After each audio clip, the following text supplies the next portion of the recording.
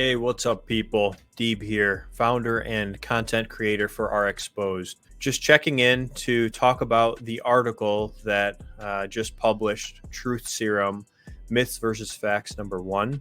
This is a new type of article where the goal is really to look at a topic that has some controversy to it, but also is one that may not be fully understood by you as the person reading, or maybe somebody as an outsider who's not as familiar with the topic.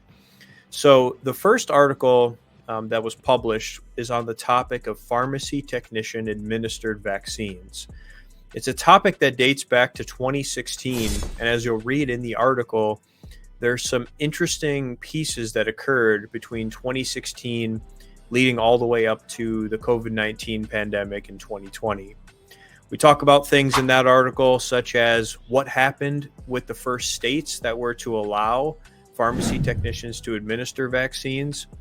What was the temperature at the time before the pandemic occurred, and what was it that people were talking about in terms of the topic itself?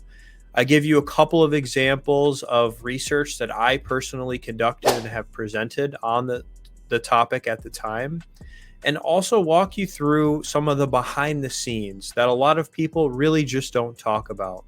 What was happening? What were people saying? And what was the feeling that was occurring at that time?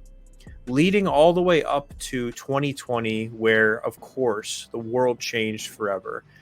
When COVID-19 happened, there was a sudden shift in terms of people's thoughts on the topic and a sudden need, as we saw with the federal government enacting the PrEP Act. So I kind of walk you through what happened, the changes that occurred after that moment, and give you kind of a brief overlay of the landscape since then. I'd like to point out that everything that I've written in this article does have some sort of either citation or some sort of evidence to help back most of the content within the article itself. I want it to be known that this is the story of things that have happened, both the good and the bad. And I think that's important for us to consider how people thought of the topic prior and after everything that occurred. One of the main concepts that I also wanted to drive home within this article is a topic that's called the law of diffusions of innovations.